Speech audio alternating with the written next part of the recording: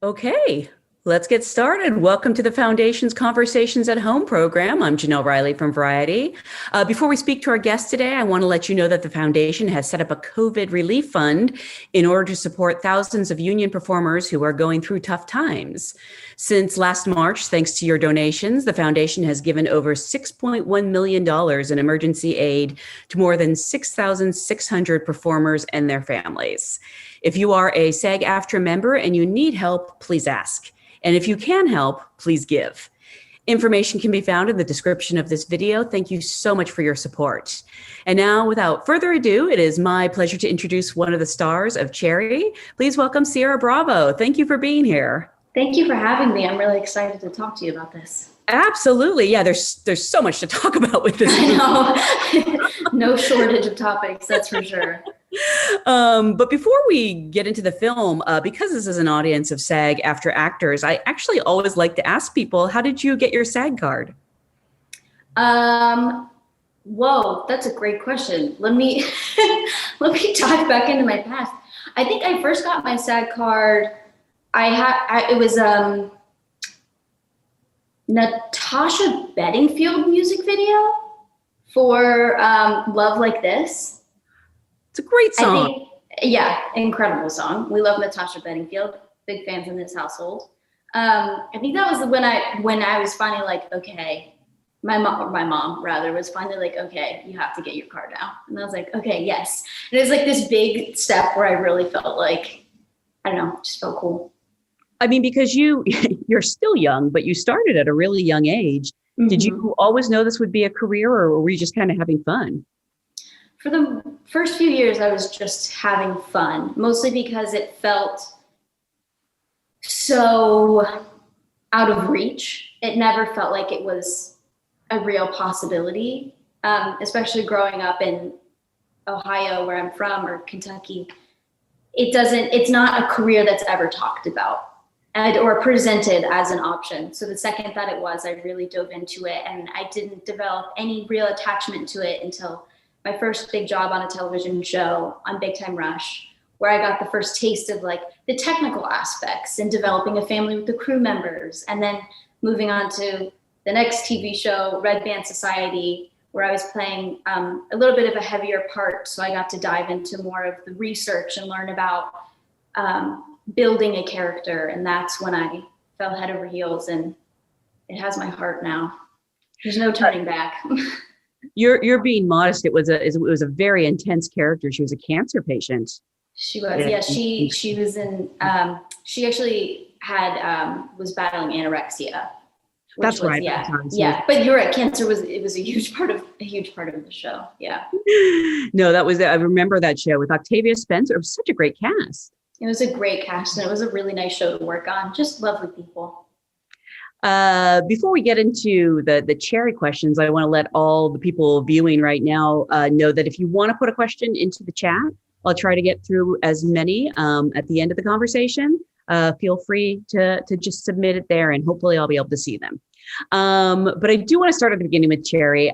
This movie is based on Nika Walker's, I believe it's a semi-autobiographical novel. I think right. That's okay. That's the best way to put it. Were you familiar at all with this story or him or any of this before the film came your way?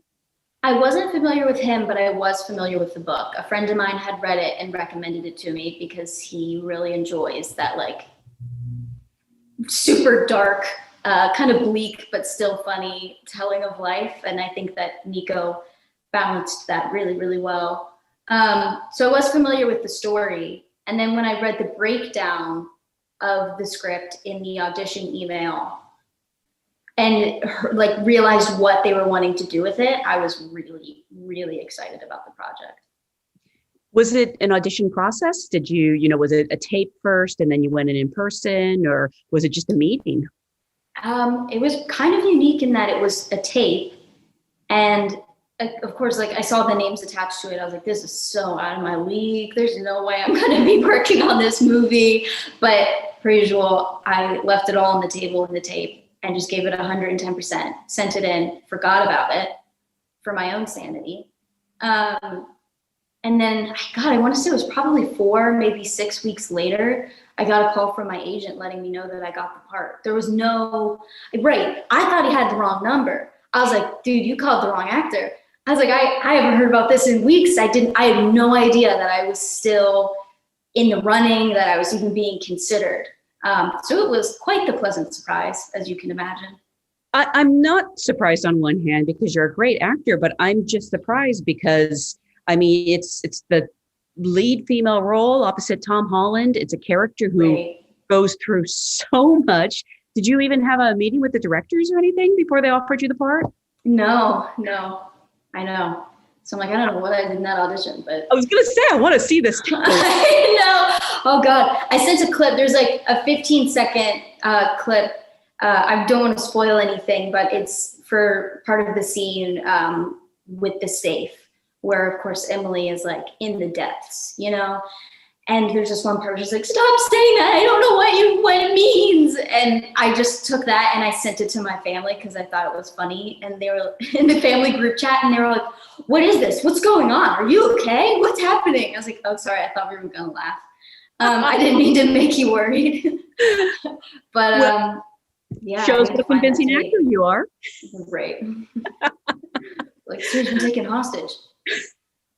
I mean, the Russo brothers they're probably best known for their action spectacles like Avengers, but they do have a great way with actors. They've done a lot of comedy on television.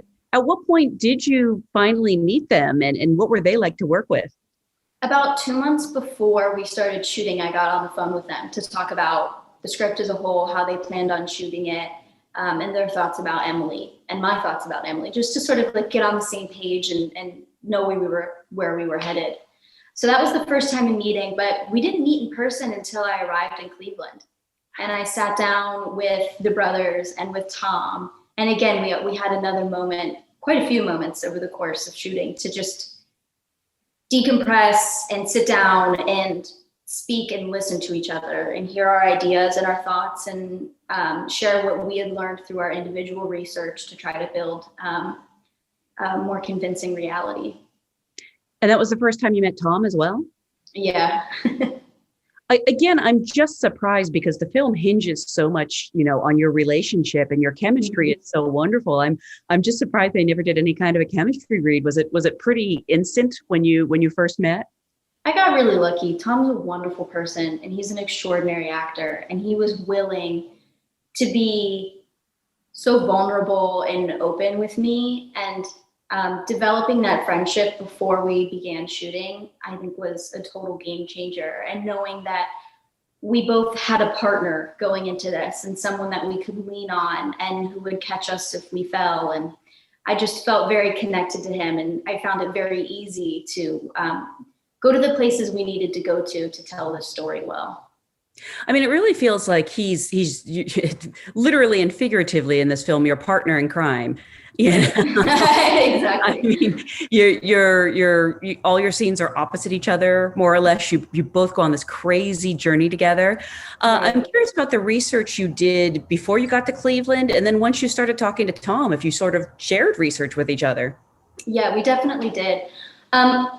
Obviously, the journey that Emily goes on is a taxing one. It's dark. I mean, she's hitting ups and downs faster than anyone I've ever seen before.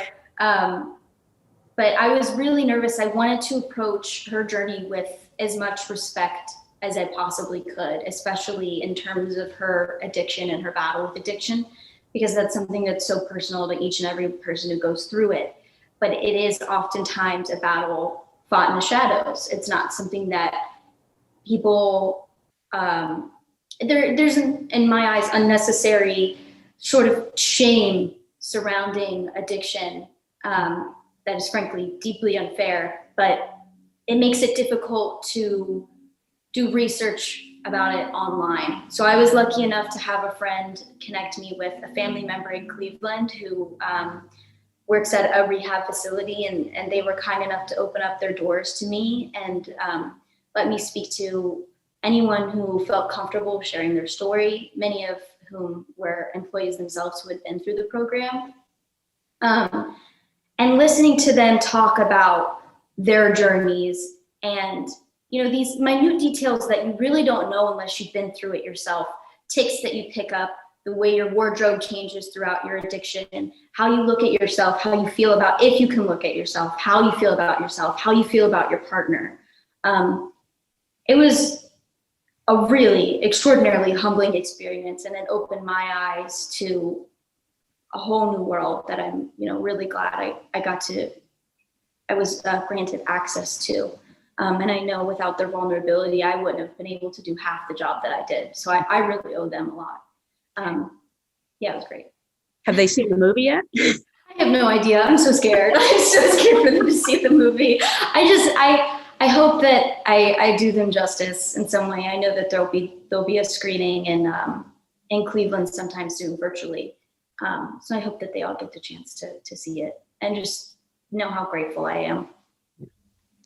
What did end up being the most challenging scene? I mean, again, she's helping her partner who has PTSD. There's the opioid crisis. You're both addicts. She gets out of, rehab. Well, yeah, exactly. It's a journey. It's a journey, to say the least. But it's so funny because you have all of these incredibly deep, heavy scenes that we had to do. But the scene that I found most difficult was the breakup. Wow, really? Which is surprising because it seems so standard, and I think it's something that most people have experienced in their lives. But there was just something about it, getting on set on the day where it was one of those scenes where it was off, and it was trying to figure out what wasn't working. But in that, like when we finally got it right, it felt so good. Yeah.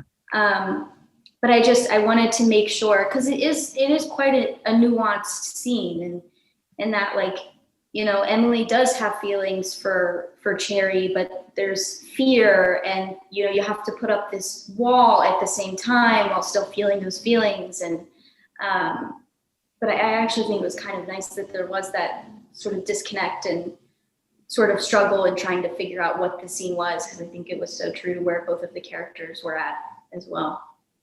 I understand it would be hard to break up with Tom Holland. I know. I just couldn't bring myself to do it.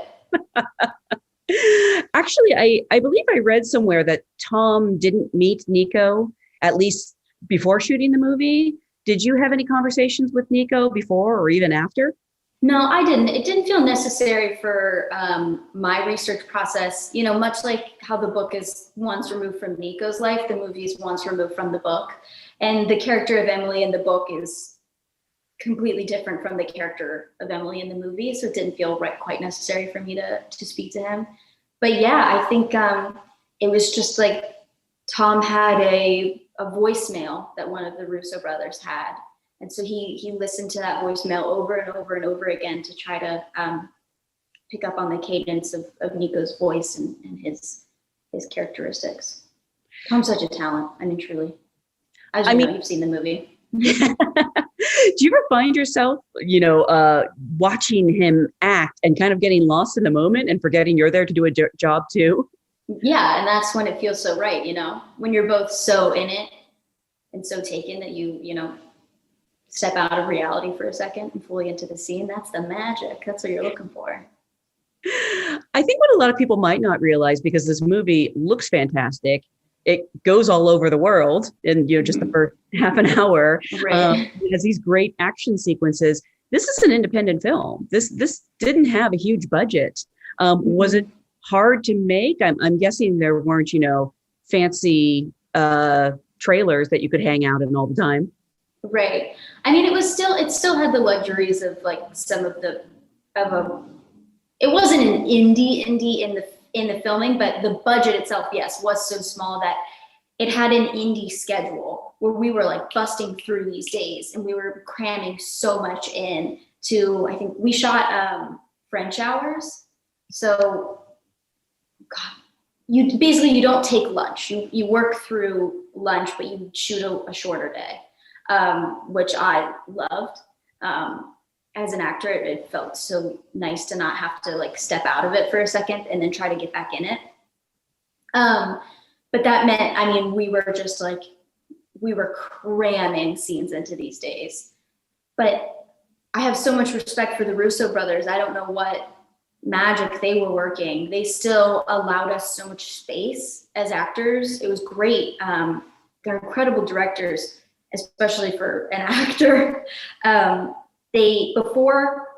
After we called action and before the scene started, there was a nice breath of space. And then after the scene would technically end, but before they would call cut, they would let us sort of extend the scene and find these new beats and find these new layers that I think allowed us to bring these scenes to levels none of us could have imagined.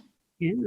Yeah. I'm so curious about the Russos because, like I said, they've made amazing films in the Marvel universe, but they also are so adept with comedy. And this film does have so many tones, and yet it works. It's funny and it's scary and it's sad.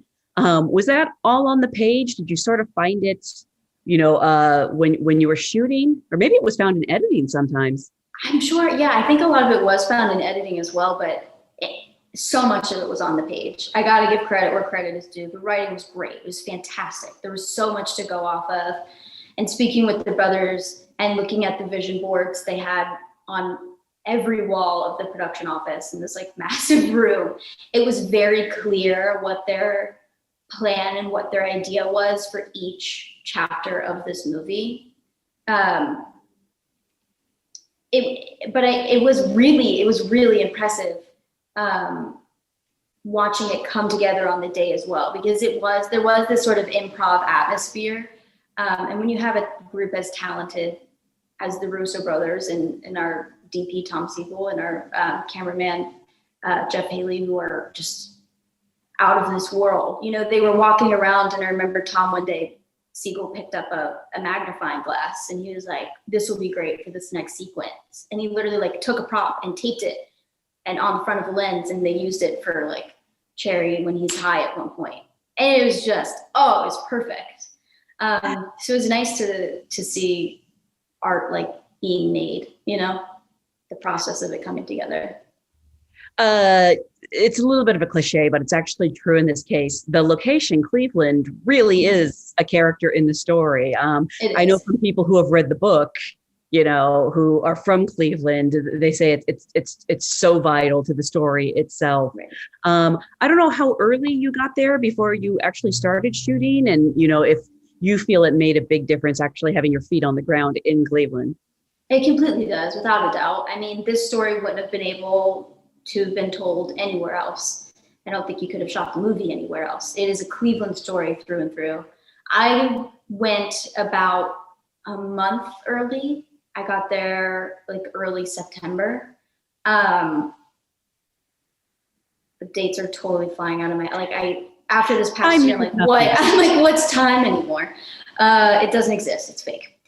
So I got there about a month early, which was nice. And it was nice to just be able to walk downtown, walk the parts of the city that I could walk and just experience it and get to know the people and touch base with friends there who grew up there and spent time there. And Michael Gandolfini and I, who is also in the film, another great talent, we took a full day, a full night to just take an Uber from different parts of town to other parts of town just to talk to people and get to know the city a bit better.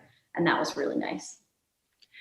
You've done some comedies, and like I said, this film has very, very funny moments, but you have done a lot of dramatic roles. I mentioned Red Band Society. You were also in To the Bone playing a bulimic.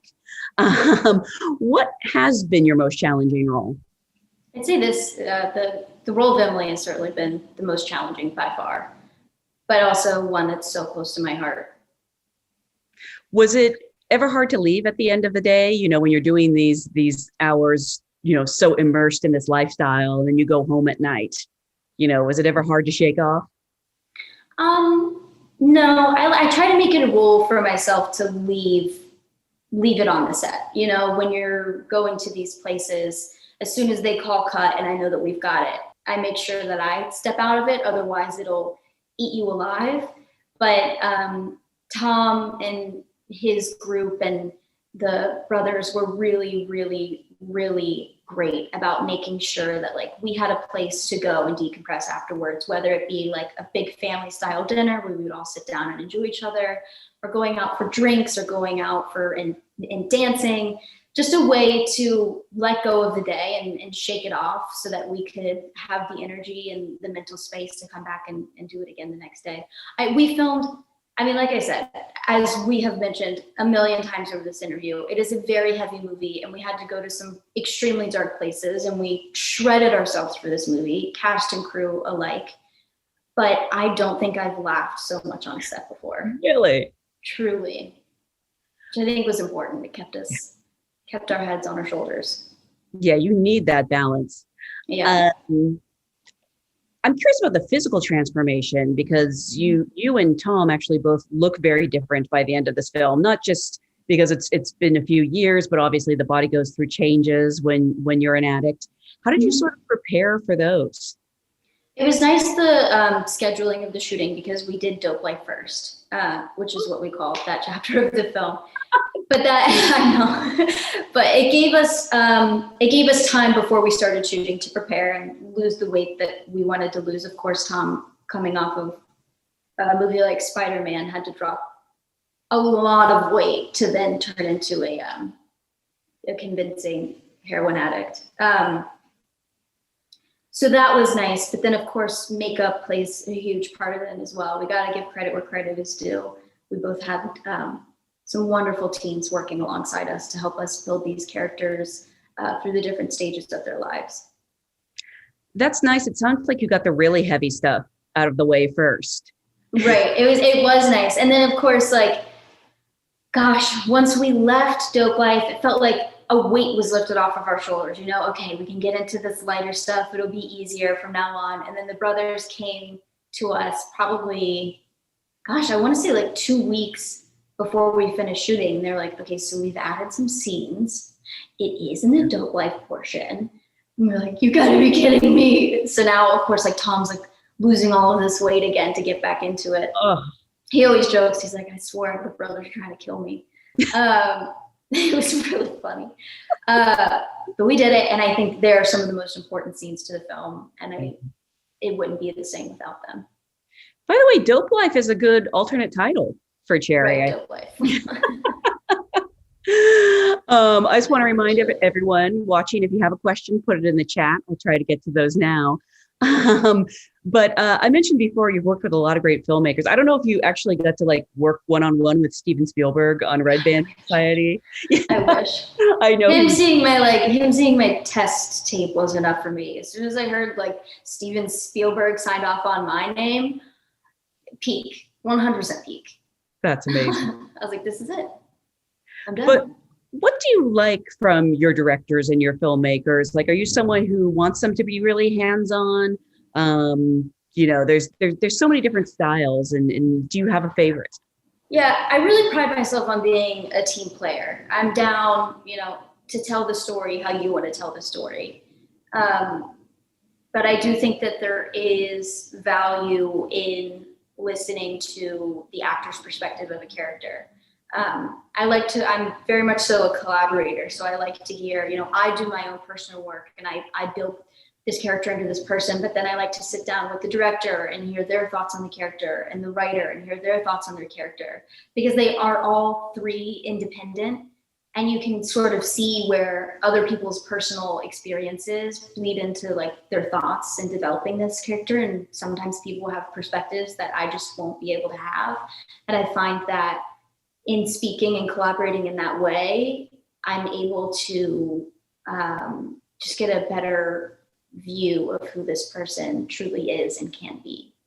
So that's how I usually like to work. But again, I'm always down to, you know, to play and work how the director likes to work.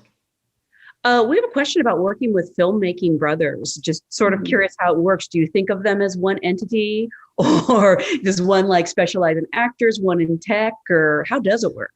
I've worked with two directors before where that is the case, where like one will be more into the camera world and one's more for actors. But the brothers are very much so, while certainly individuals, they're not one entity at all.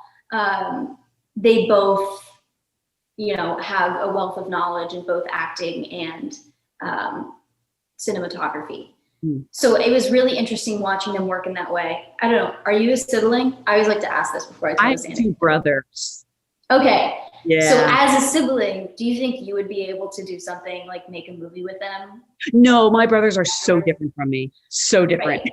So that's with my siblings, whom I love so dearly, and they're two of my closest friends, and I adore them. As the day is long. I don't think I'd be able to make a movie with them and still speak to them afterwards. I just don't. I don't get it. But the brothers were able to do that, and they have such a wonderful way of collaborating where they turn it into something beautiful. Of course, there are moments where one person will give you a note and not tell the other director, and then you do the note and the other director will come in and be like, don't do that. And it's like, oh, okay. But at least you get that, And it was really fun to watch them work, especially having Tom on set as well, because as you know, they're all three very, very, very close and have worked together many times before. So it was great to watch Tom, watch them sort of go into a corner and try to figure something out. And then he'll just throw a bomb in there just to watch them, just to make himself laugh, It was a really sweet dynamic. It was nice. See, my brother doesn't even like movies. So we're so different. I can't completely different world. Right. Yeah, he's a judge. So we literally Whoa, that's what a no pun intended, an honorable profession. We have a question. I always feel bad sort of asking people when they're putting out a movie, especially one as exhaustive as this. But what is up next for you? Do you know what you're doing next, or have you been able to, read a lot during this pandemic? It's been a lot of script reading, which is one of my favorite things to do. A lot of meetings, which has been nice to meet all these new faces and hear all these exciting ideas. I've got one thing coming down the pipeline that I hate that I'm not allowed to talk about it yet, because I'm really excited about it. And I think it's going to be a really cool and special project. So the moment that I can, I promise you'll know. We'll come right back here. Exactly. As soon as I get the green light from the big dogs. We have a question from Audrey, who, like so many people, seems to be a fan of Wayne. Wants to know how working on something like Ciara is different from a series like Wayne, although I think Wayne is it's probably not a regular series. Right. Wayne is its own thing within itself. And I think that's what makes it so special and lovely and wonderful. I find it's different working in a movie because you get the material beforehand and you have so much time with that material. Where with a series, the scripts are changing every 7 or 8 days. So you have to move at a much faster pace. But it's nice because towards the end of it, especially if it's a series that gets picked up for multiple seasons, of course, that wasn't the case with Wayne. It's nice because that character almost becomes second nature to you, and you can jump in and out of, yourself in that character much quicker than with a film. But I do think there's something so magical about the filmmaking process to just be so fully immersed in that story for, 2 to 4 months, or, 6 to 8. I don't know how long the bigger movies shoot. I haven't done one of those yet, but there's something it almost feels like going to summer camp in a way. Yeah. I'm sorry, I could talk about Wayne all day. I don't mean to belabor this, but watching that series, I was under the impression it was scripted from start to finish, because it felt like there wouldn't be a lot of room for change, but perhaps I'm wrong. Did you know scripts? That's the magic of Sean Simmons.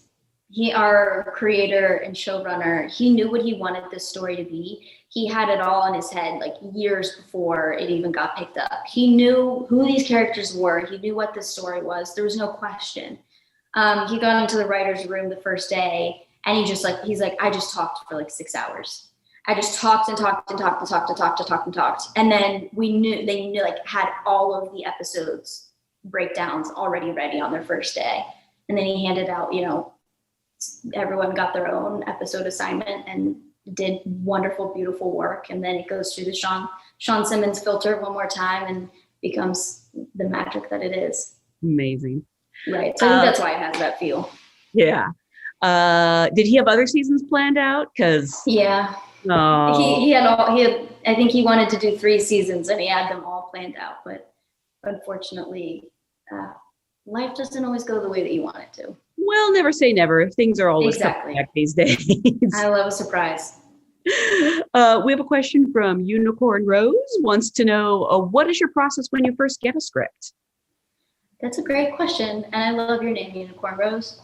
When I first get a script, I like to sit down and read it. It sounds exhaustive. I read it 3 times over. And I try, obviously not one after the other, but I don't let myself get distracted when reading. And then I like to go through and circle everything that I find important. So whether it's in the stage direction, whether it's a book that's mentioned, something mentioned about my character from another character.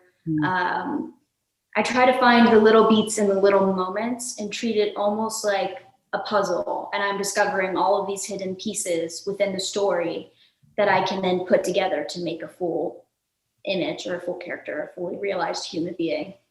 And then what's my next step after that? So it's like, if there's any books mentioned, I'll go through and if I haven't read the books already, I'll read the books, try to understand why it's important to that character. Why did they choose this quote if they're quoting the book? Find all of those little details like that. That's usually how I like to start when I'm working with a script. And then saying it out loud and feeling it out loud and understanding, of course, like the classic, what's the objective? What are we trying to achieve here? That's super important. If you look at any of my scripts, it looks like I've gotten into a physical fight with them, like tattered and torn and written all over. And but I think that's, once it starts to look like that, that's when I start to know I'm headed somewhere. Then I just like to build on top of that. I like to journal as well in the voice of the character. As the character. Oh. Mm-hmm. This may sound like a silly question, but is that once you've got the part, or do you do that for auditions as well? No, I do that once I get the part. That's quite an exhaustive process. But if it's an audition, a lot of times you're not lucky enough to get the script, which can be a little frustrating sometimes. But I treat it in a similar way, the whole like puzzle aspect, finding all of the details. But I find with auditions, I tend to go more off of intuition rather than that full process. Did you have the full script for Cherry before you did the audition? No, I didn't. It was like 3 scenes at very different parts of the movie. So I sort of got an idea of who the character was and where she was headed, which was very helpful. But yeah, it was just, again, definitely intuition based there. When you did get the script, I mean, Emily is just such an awesome character. She really is, yeah. So much. She's so vibrant. She's, like I said, it's also a really big part. Were you pleasantly surprised? I was also extremely intimidated. I saw it, I was like, oh my God, there's so many different versions of her. I mean, her arc is an arc for sure. But it was exciting at the same time because there was so much to dig your teeth into, there was so much to really learn about her as a person. And as an actor, it was a dream come true. Yeah. It's such a great character. I feel a little strange saying this considering some of the heavy topics, but it's a fun movie. It's a really fun watch. And I want to remind everyone watching at home that it'll be in theaters on February 26th and on Apple TV Plus on March 12th. Thank you so much for joining us today. And again, congratulations on a beautiful performance. Thank you. Thank you for having me. It was really lovely to talk with you. Absolutely. Thank you, everyone. Thanks, guys. Have a good one. Stay safe.